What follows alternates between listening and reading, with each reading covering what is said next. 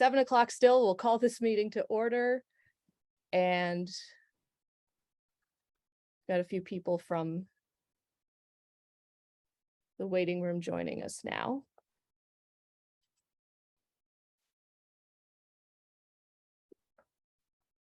Okay. So while everyone gets logged in and gets their audio adjusted, so just to give everyone a heads up, if you've never attended a board meeting before, Kathy, we said 5, if you would like to have an opportunity to address the board, we will do that at the beginning of the meeting. We're going to limit it to 5 minutes per person. So if you would like to make a statement or address the board in any way, that will be your time to do it. And then after the public statement portion has ended, we will carry on with the rest of the businesses listed on the agenda. Okay. Is there anyone present who would like to address the board?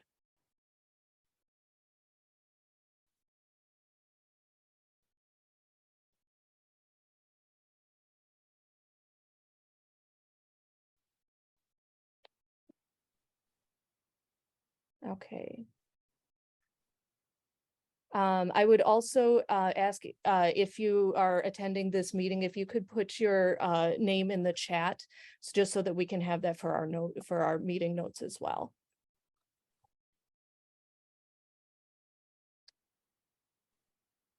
Okay. Okay. Okay, not hearing anyone coming forward. Kathy, should we continue with the rest of the agenda? Oh, you're muted, Kathy, sorry. And yeah, I'm actually going to, Katie, I'm going to bring up an email that I sent you. If I lose you, I will be right back. Okay. I don't do that too terribly well. So if everyone will bear with me while I prepare.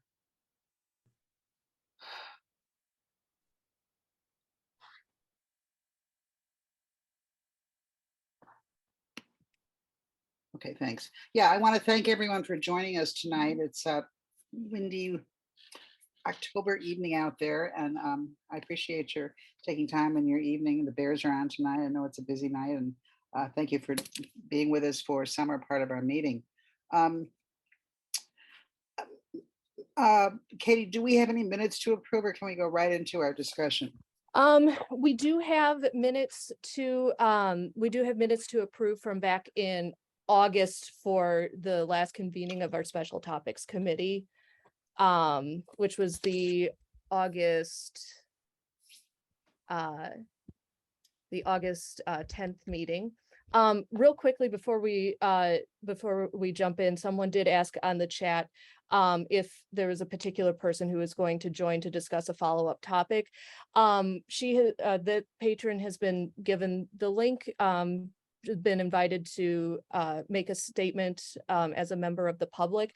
The entirety of this meeting will be discussing the issue in question and setting goals for this committee and for the library to address areas that we would like to improve on in terms of policy and other related areas. So that will be the full topic of discussion for tonight.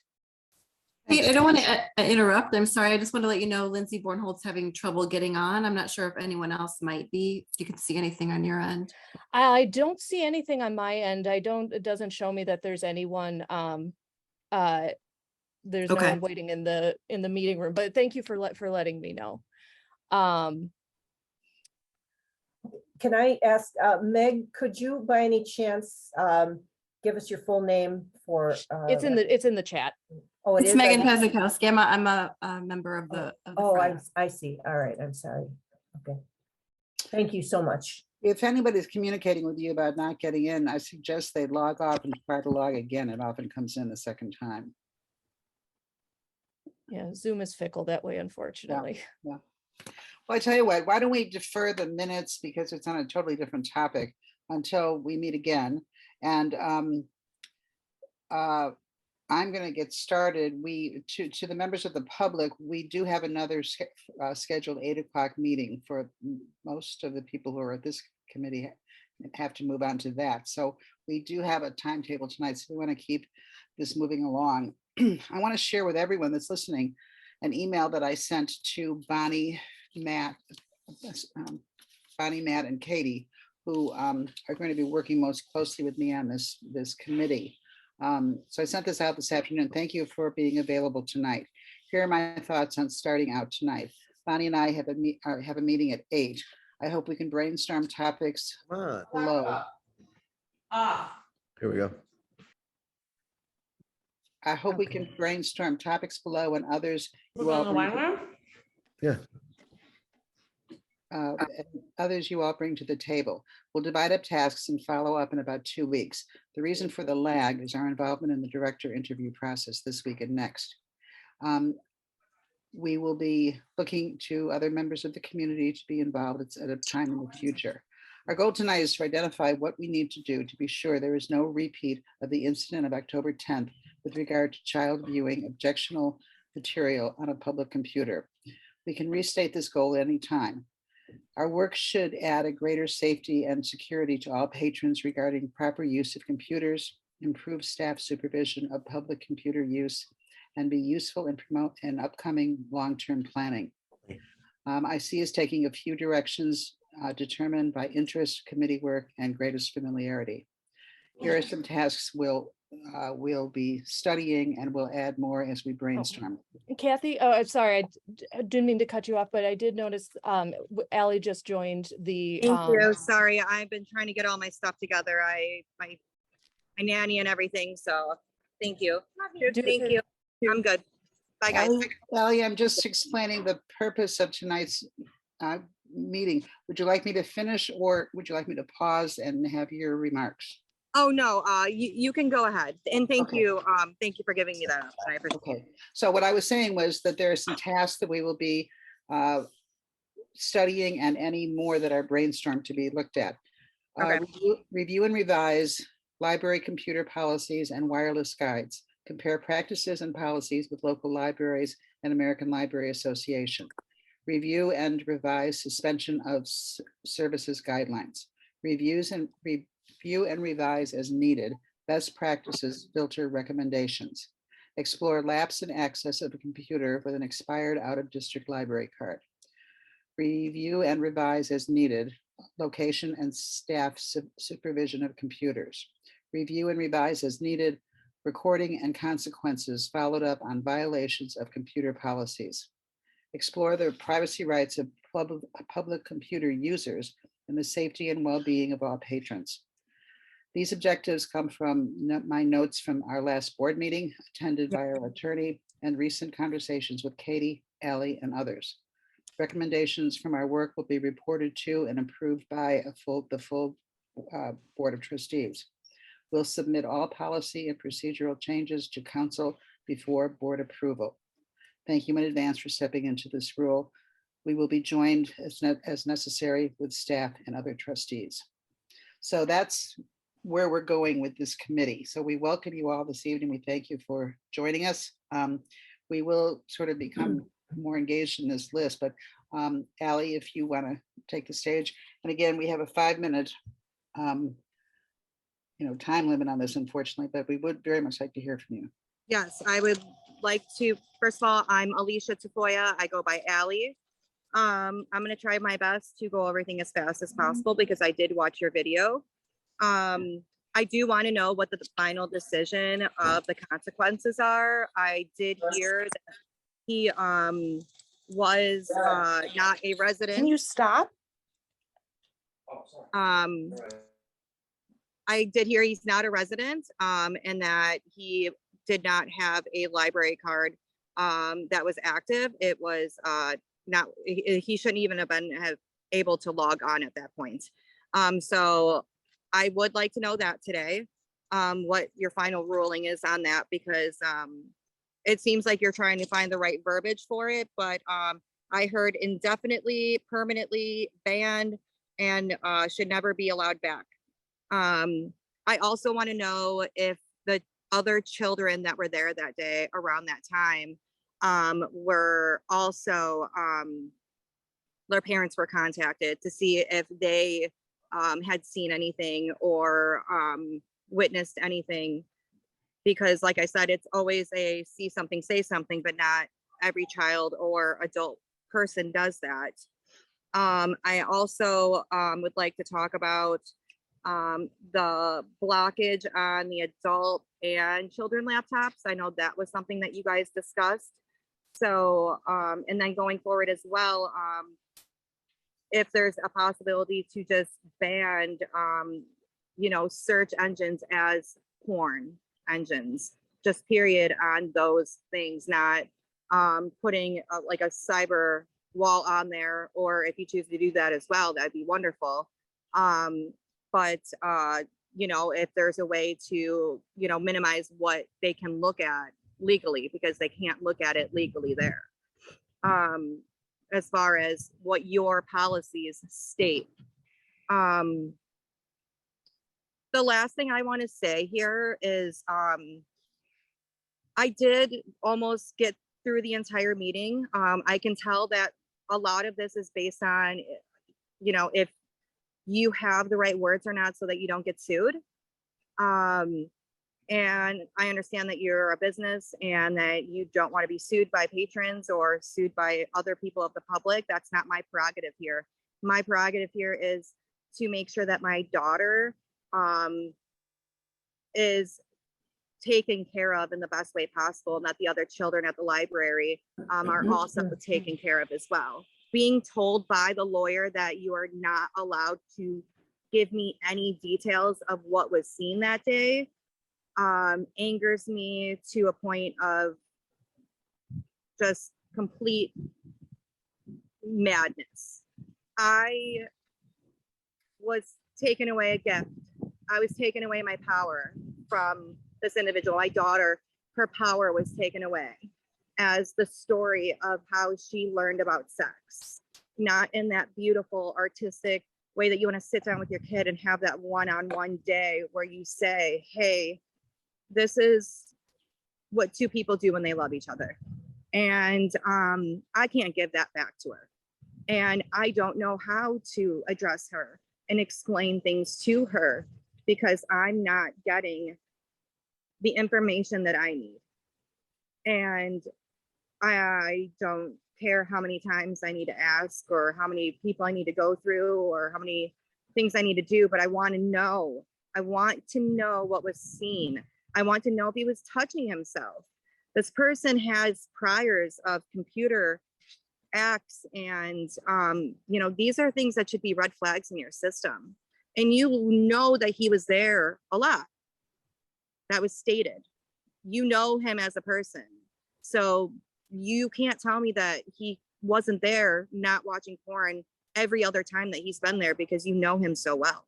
Excuse me, Ellie, you've got 40 seconds. I just wanted to let you know. So I want to know what my daughter saw so I can help her cope.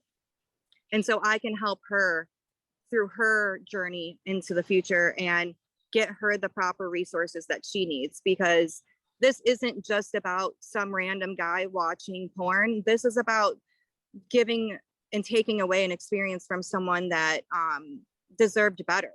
And all children deserve to be able to have that in their life. I wasn't one of those children. My daughter should have been one of those children. Okay, Ellie, I'm going to interrupt you at this time. Yep.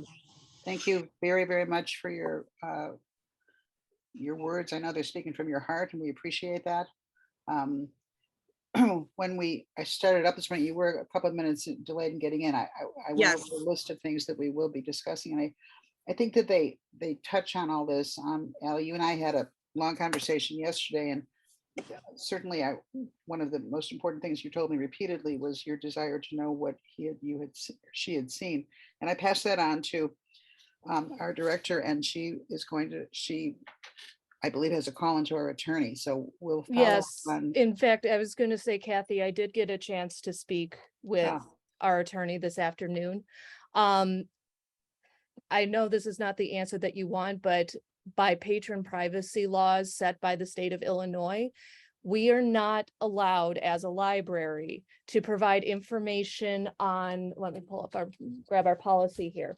We have a confidentiality of library records policy that the library abides by. Every public library in the area has a very, very similar policy. So you'll see this verbiage reflected in a lot Can of we different change places. that policy for today and then No. give it to me and then go back and change it again? Because that's what I was also told that you guys are able to do.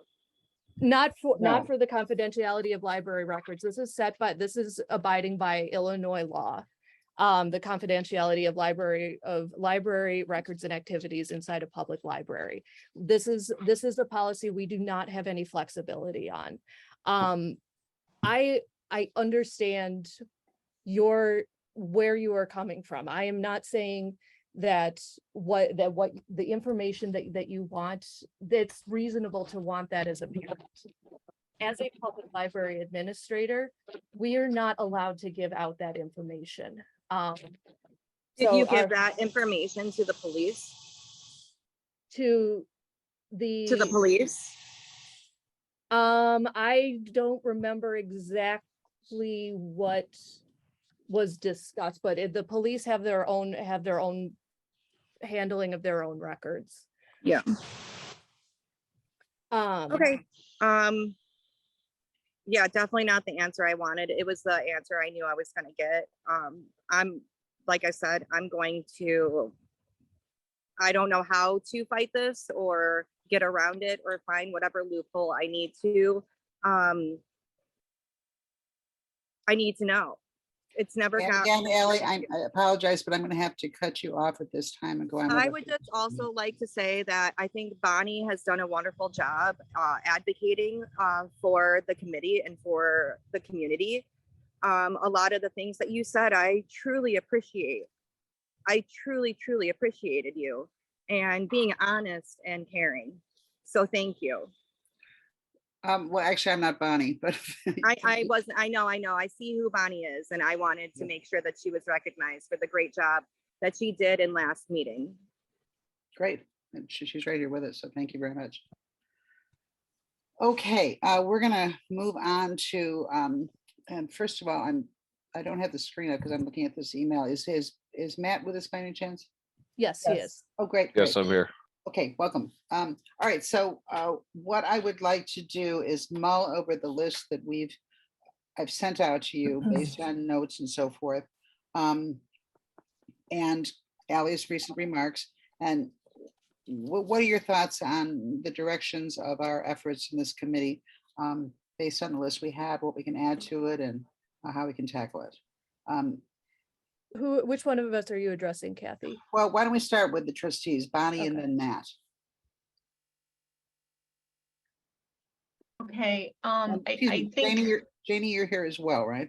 Yes, I am, and Okay, I'm thanks. taking notes. I'm taking Yeah. minutes. Thank you. just something that came to mind, having read your email earlier today, Kathy, and then thank you for reviewing it again.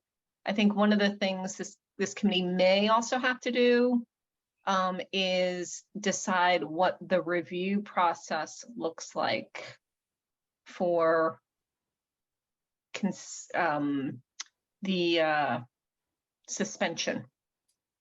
Right, I think we have Mhm. laid out a policy if someone appeals various decisions that committees or the entire board makes for the library, but I don't know if we have an existing policy to deal with a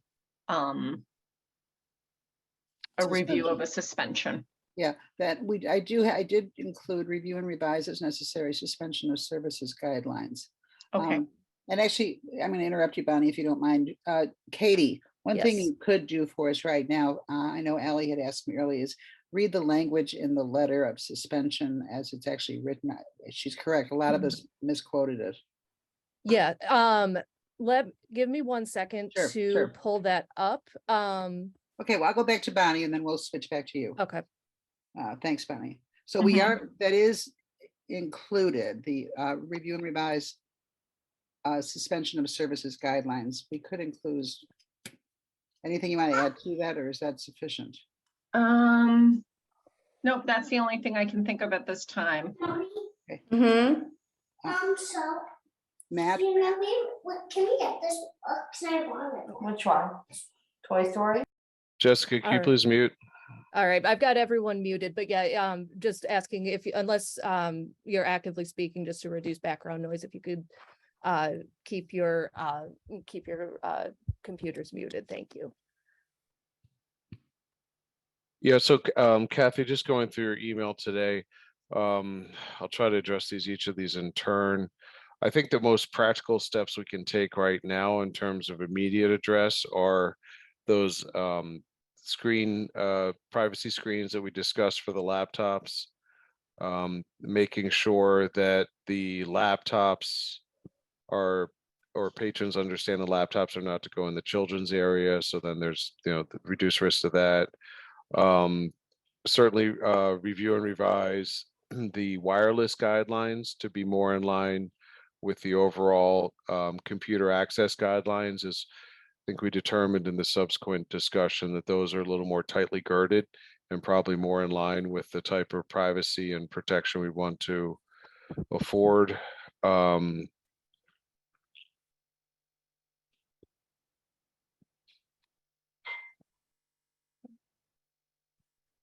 Yeah, I think that addresses the bulk of it. Do we want to talk about any external?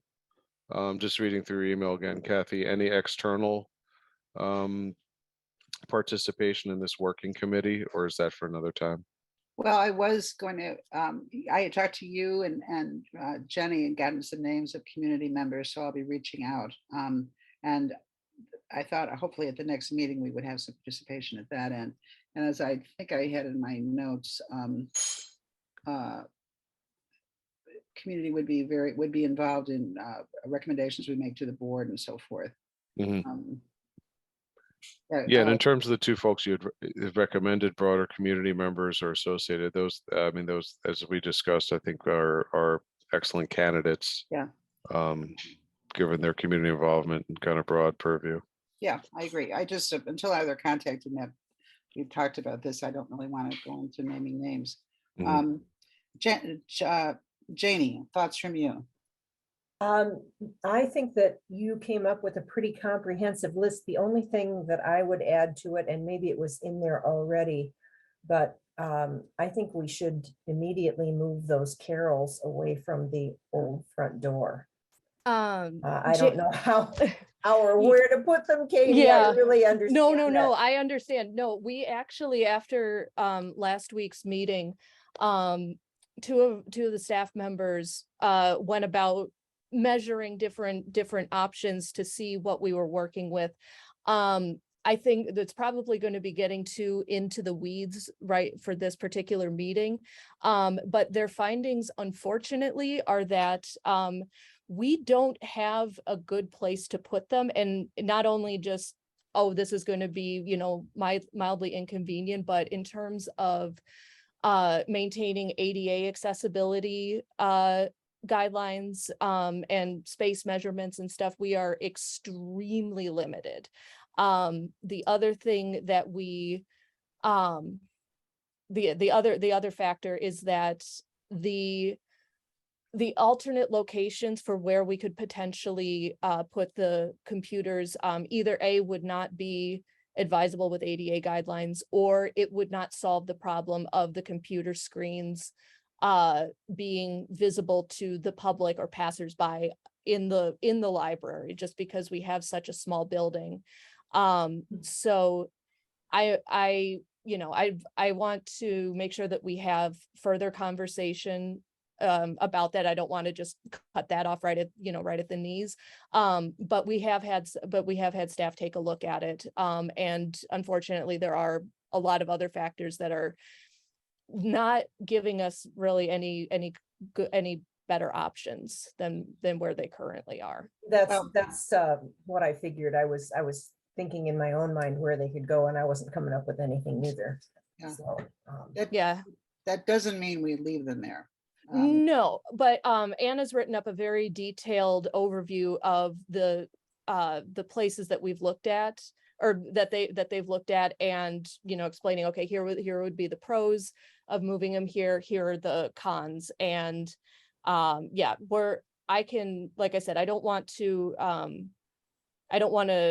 cut off discussion on that end. But just overall, we don't have many good options, unfortunately. I think it's a fair question to ask, what are we going to do in the interim while we continue to evaluate this? Because that's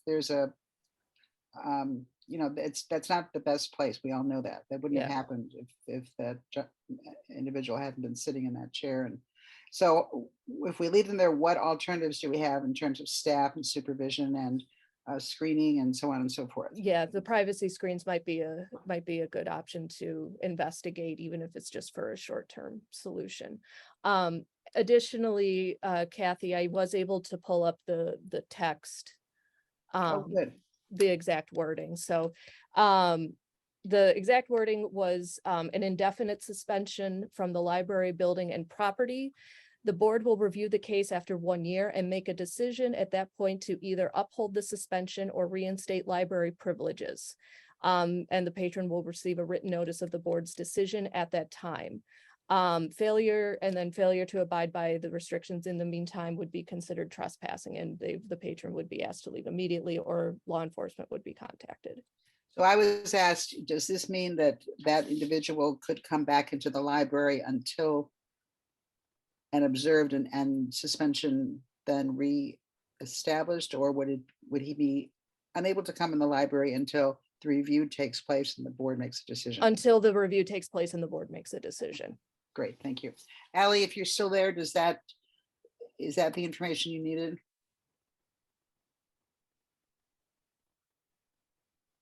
Kind of. I know that's what you said when I was listening to your last week's session. It did sound like everyone was pretty on board with this person never being allowed in the library again. So after a year, you review, what are you reviewing, and what would make the choices to let this person back into the library then? Well, and I think that's a point of clarification too. It's not the case that we would automatically review, right? The patron would have to submit to be reinstated, at which point we could review not less than 1 year. The letter does not, the letter additionally gives them the information per our user conduct policy that they can appeal the suspension. Right, so he has to make an appeal. Well, It's not- the text of what I had heard two different points of it. One, that the patron should appeal it themselves, and one of it would be that the board automatically reviews the case, because as we discussed, there was some concern around the use of indefinite or permanent banning, which I know our attorney discussed. Which I did hear the lawyers say that it is not illegal whatsoever to ban this person for life, especially because you don't have to worry about him suing you for tax purposes because he's not a taxpayer, because he's not a resident. So I think he Well, the actually, residency is undetermined, or he is a resident, so that. yeah, okay. I think. But I even think then, that- I still believe that my case merits. I know that you don't believe that a year for you is a long time. A lifetime for me is what I'm looking for at this point. There are billions of other libraries this man can go do what he needs to at, but the one that he abused, he should not be allowed back in to, period. Just, there should be no discussion other than that. I feel like at this, literally. I understand that. As the director, this was the decision that I made in light of the situation and in light of the feedback from our attorney and from our trustees. Yeah. So I think that we will need, I liked Bonnie's suggestion about clarifying what the review process would look like, because it's an area we have not had an incident like this come up for anyone who's been on the board. So part of this is realizing that, okay, there are definitely some policy areas that need clarification. Can I And ask why you are against just permanently banning this person? I think it's important to I take the loss of library privileges very seriously. And so I want to make sure that when we do enact that, we are able to do it, in a way that is consistent with our policy and with our mission as a public library. Ally, Katie, thank you. And Ally, I'm going to move on at this point because we're really kind of giving you additional privileges, but we do want to get on with the business of our meeting. So you're welcome to continue to join us.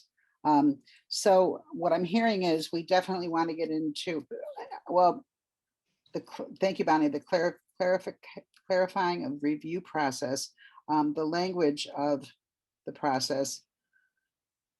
This is new territory to us, so we want to revisit all of the points of view, and all of this will be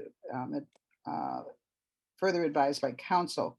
Would that fall into, I would think, I'm trying to think if we can come up with a three-pronged approach so we can be most efficient. I'm hearing reporting from staff on placement of reorganization of the computer carols, and that the restrictions that prohibit that, so alternatives to that. I want that covered thoroughly. I want to know if the equipment stays in place, that we have done our utmost to guarantee the security and safety of all patrons in the library. So what are our alternatives? What equipment is available? What supervision, cameras, etc., could be considered if we're going to leave them in that area, or would we consider not leaving in that area? So we need to cover that aspect. We need to cover policy and practices. This is a good opportunity for us to take a good look at them. And our attorney especially stressed the wireless guides, which I think probably as trustees, we're not familiar with big differences between the two. So we certainly have to get familiar with that. I'm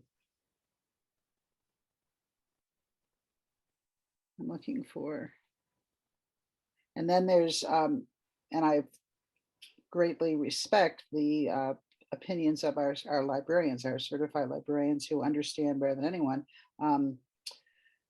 the tenets of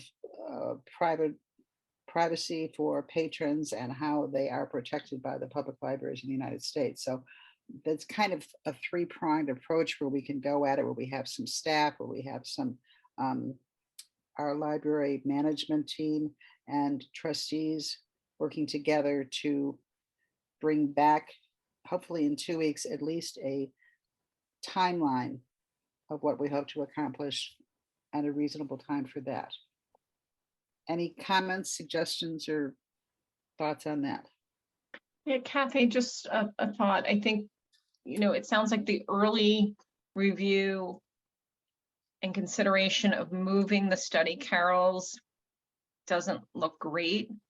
I think we should, as a committee, review the pros and cons that Anna put together.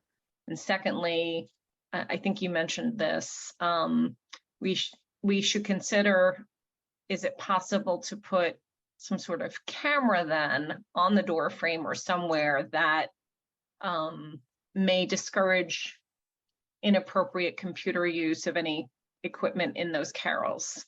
Mm-hmm. Like that. Yeah, and Bonnie, you're right. It sounds like staff is taking a good look at the first floor as it is right now. Part of what I'd like to accomplish, since we're going to spend a lot of time and energy on this, and the serious of it is to incorporate planning into the long-term plan for the library. We don't always have to have the configuration of every single thing on the first floor. If that's not contributing to the best seating and the safety of our patrons, we have a lot of other things we can move around. So taking a good look and being creative and being imaginative, and we certainly have had enough space studies done of our library to think about other thoughts that, I mean, I can think of several plans that have come up over the years. So I think a, a good conversation could at least guide us in the future to a better seating arrangement.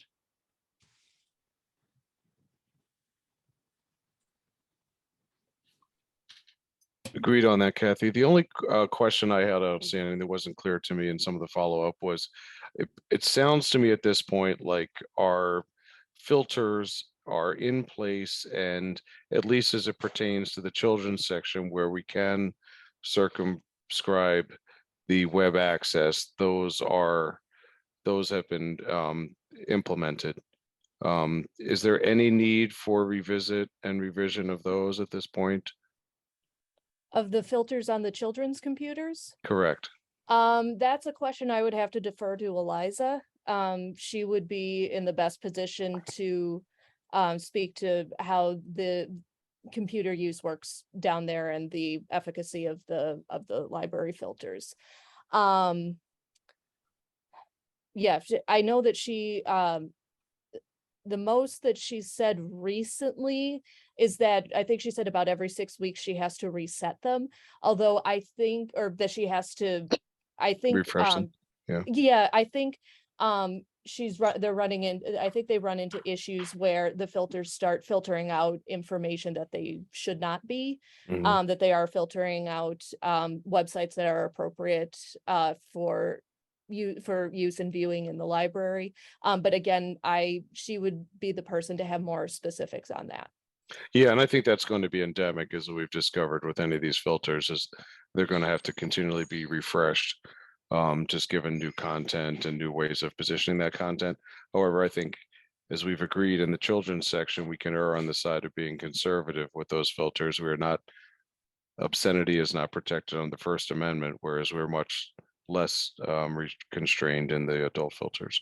Yeah, and to my knowledge, there hasn't been any discussion of making the filters in the children's department less stringent than they currently are. So Yeah, no, I wasn't suggesting that. I just Yeah. brought it up to see if it needs to be revisited. So thank you. I think you've answered that. Katie, the Carols, I don't know if I'm saying that correctly. I think so. The two that are by that we're talking about, does the top of that come off so that it would just be a flat table? I don't know. That was something that I had briefly thought about, but haven't actually investigated. It's quite possible. Let's look into that. Okay. Using that, if we're going to continue to use that as a computer center, at least take away the, screening, the physical screening of the tables, and if we could, it'd be a step in the right direction anyway. Yeah, I can take a look at that after the meeting too. Okay.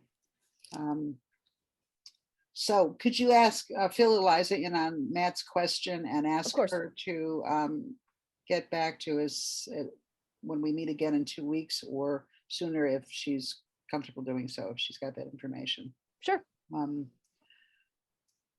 So I kind of thought, Matt and Bonnie, with your experience with the tech committee, that you might want to pursue some of the language on these policies and guides. I don't want to ask you to do something you're not comfortable with or interested in, but maybe team up with staff on the filtering questions. Sure, I'm happy to do that. I know there was one thing that we didn't have clarity on during the October board meeting, and my question is maybe to Katie, as a staff member who's present and our interim director. Has there been any clarity around the filters on the adults' computers? I'm so sorry. I saw a message pop up in the chat and I lost the very end of what you said. Clarity surrounding whether or not there are any filters on the adult computers. One of our policies seemed to indicate that there were filters on the adult computers, and someone could ask to have those filters removed. I need to double check. I don't believe I've heard back directly from our IT company that we outsource to. However, we did get clarification from our previous director, just very briefly, but the filters on the adult computers are there to filter out basically malware, viruses, that type of thing. Not, it doesn't sound like they're set up to filter out content.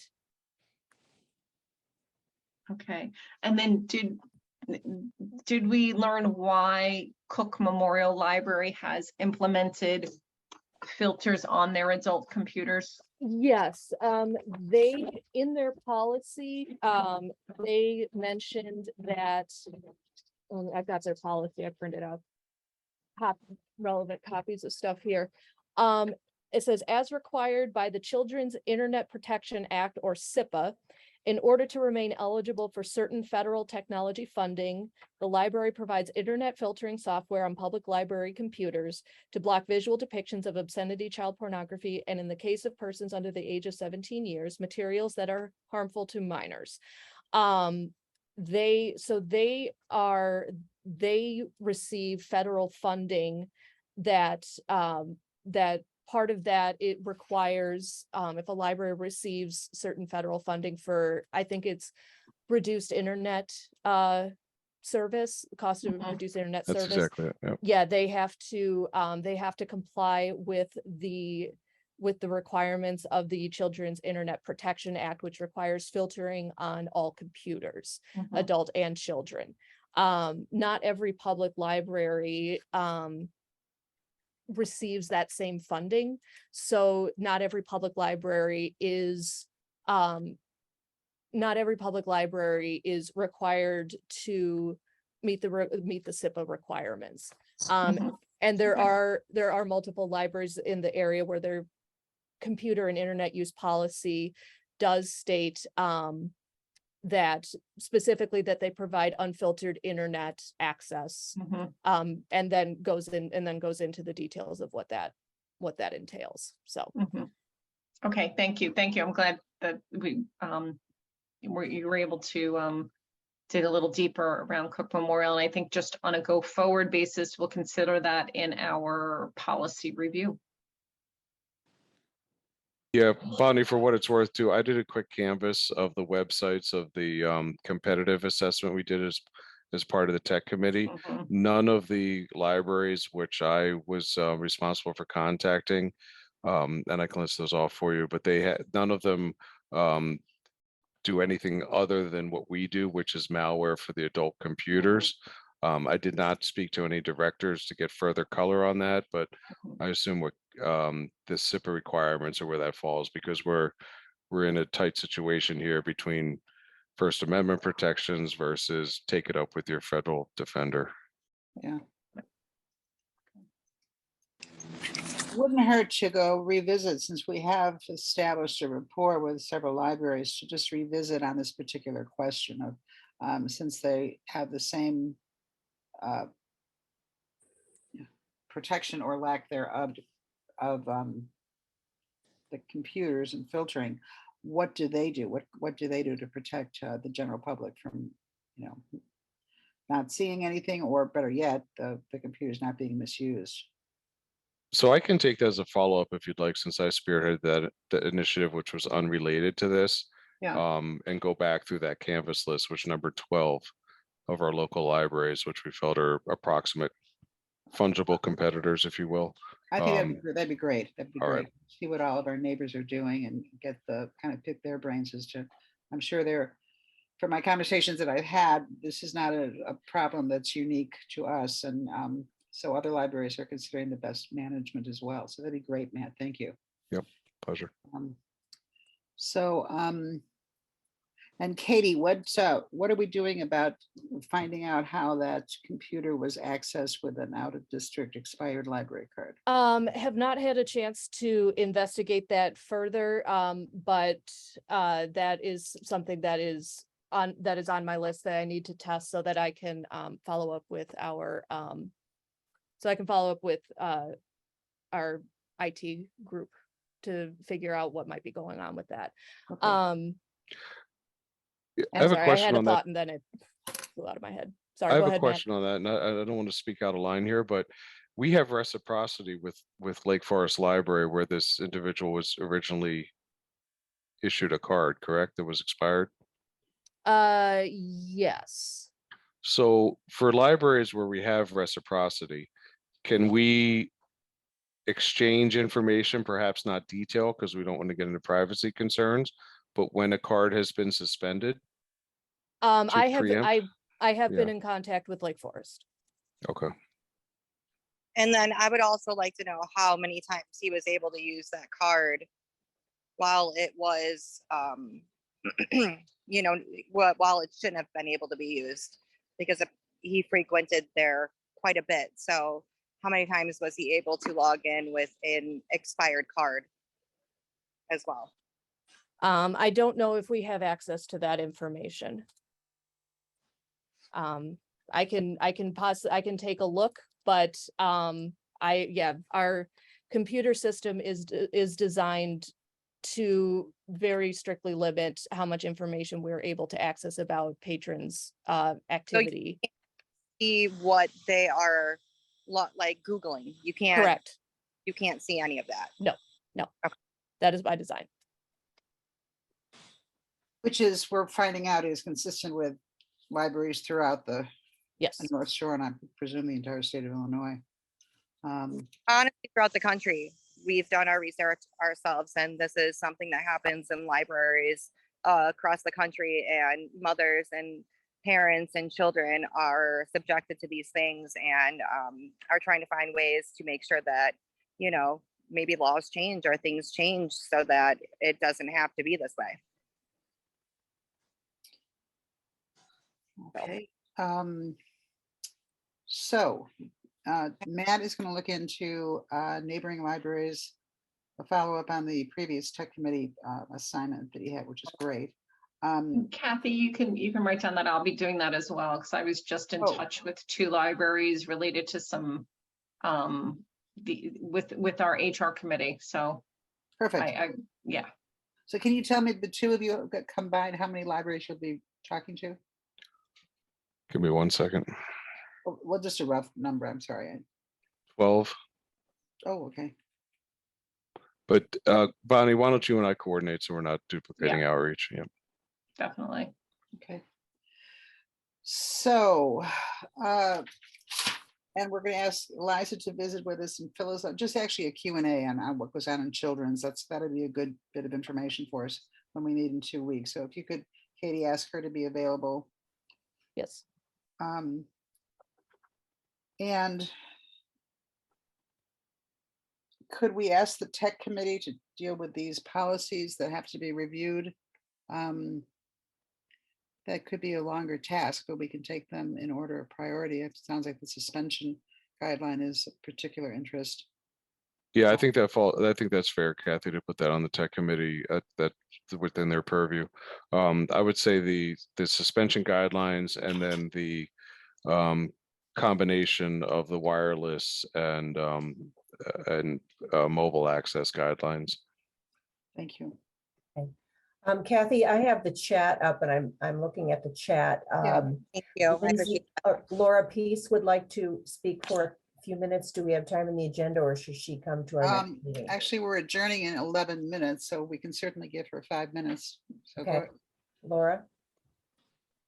Hey, thanks for giving me an opportunity, and thank you, Allie, for sharing your terrible experience, and hopefully it'll be something that moves things forward in a positive direction. I was just posting, and maybe it's a question to give to the attorney that you all are working with. According to Illinois Criminal Code, if someone is exhibiting, meaning displaying on a computer screen for a child, that is considered distribution of pornography. So I think that anything that you guys put into play that is actually making sure that a law isn't broken, I'm not really sure that you really have to go through the exhaustive part of policy for that if you are simply making sure that the library is not in any way enabling or facilitating that. So maybe that's a good question for the attorney to do. Because, I mean, internet searches is one aspect. And let me back up a second. So I'm an AVP in information technology with a private company with Humana. And I'd be happy to, if you'd like any help or talk with your IT folks, because I'm in IT, be happy to talk about what we do or bring folks in from our area that could could help guide. I mean, certainly corporate policy is a little bit different than public, but certainly guide on how they do those preventions or anything that we can do. But so I'm happy to volunteer if that help is something that would be, you know, an Lisa, assistance in the situation. That's but amazing. Lisa, it's Kathy here. Thank you. very Laura. much. Laura, I'm sorry. Laura, thank you very much. And if you could get your contact information to Katie, I think this sounds like a wonderful follow-up that we'll be able to put in place. Let me Yeah, because I think just, you know, web searches is one aspect, but I'm assuming, and I will have to admit, I've not used computers at the library itself, but people bringing in devices, bringing up things through email, there's a whole bunch of different ways, obviously, they could potentially be displaying anything in a library setting for a child to see. And certainly any policy you would want to cover all of that, not just simply internet searches or filters. Right. And when we spoke to our attorney the other night, he did get into specifically the, I think, much broader world of the wireless field. I'm looking for my language here, but that's the wireless guides that should be looked at, because there's far less control there than even outside the building using our wireless. So yeah, we certainly would love to lean on your expertise. Let us figure out a program. Great. Give you suggestions as well as to a presentation or how you might step in. Please use Katie. She can put you in touch with me as well. But yes, let's plan on putting something together. That'd be great. Okay. All right. Will do. I'm putting my email in the chat, Laura. My email here at the library, if you'd like to use that. Thank you. All right. So Laura, is there anything else?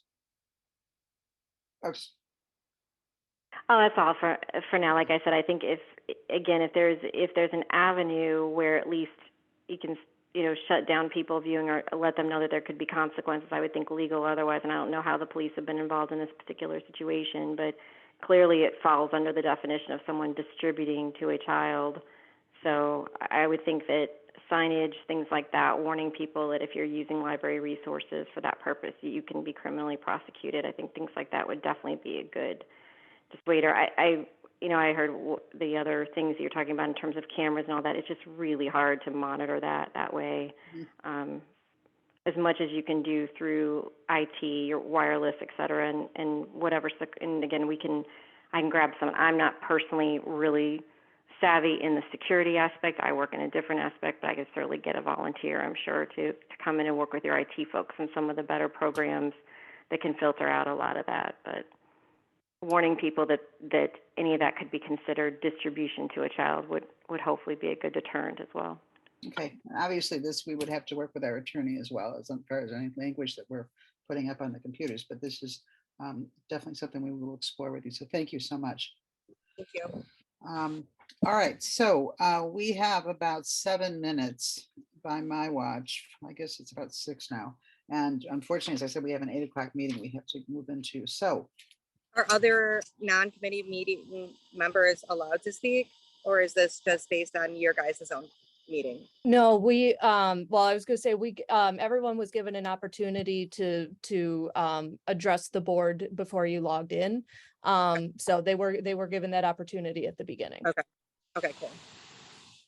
So Bonnie and Matt are going to have their hands full. Katie, you and I will put together a game plan. I think we'll have staff working on positioning things in the library, long-term and short-term. Short-term plans for,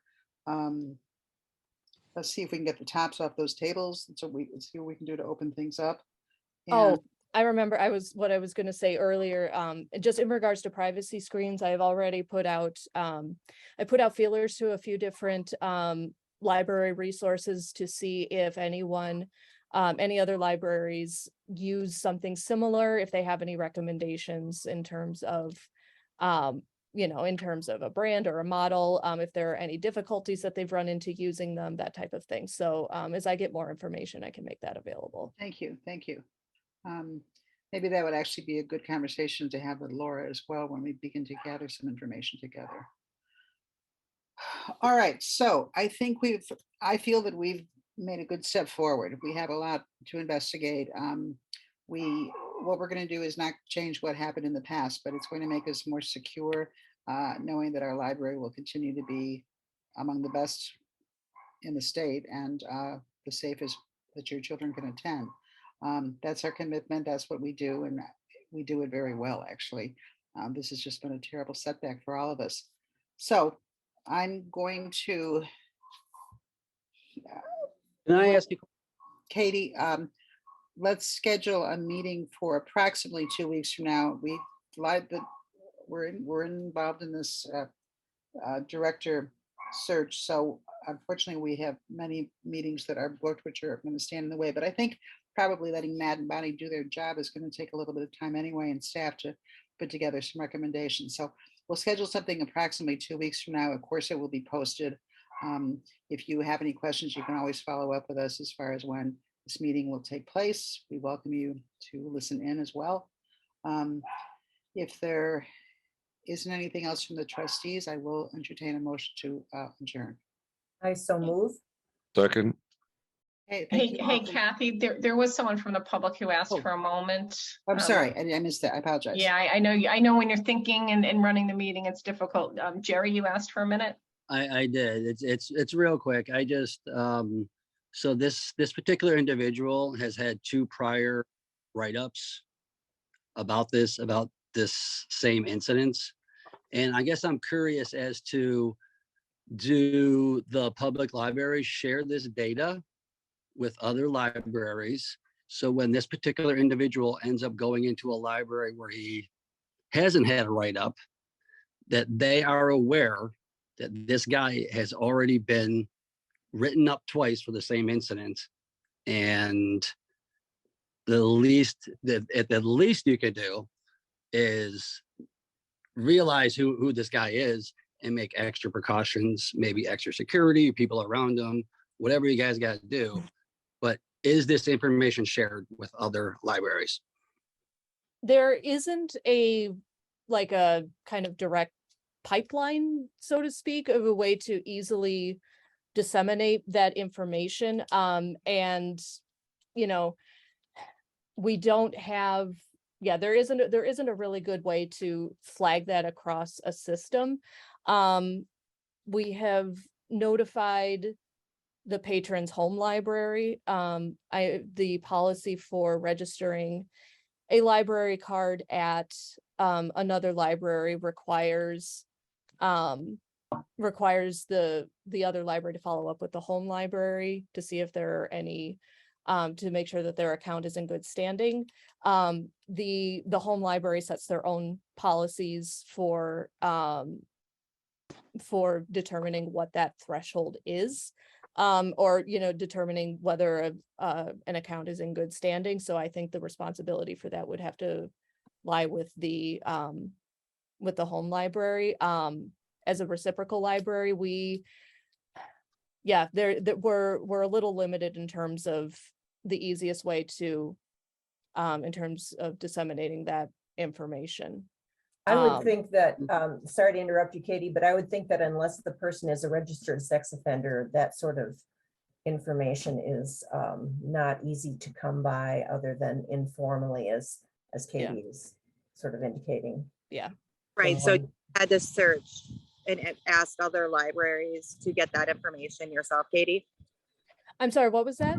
So you had to find this information out yourself through other avenues? Information, in terms of this person that had other write-ups on using the computer?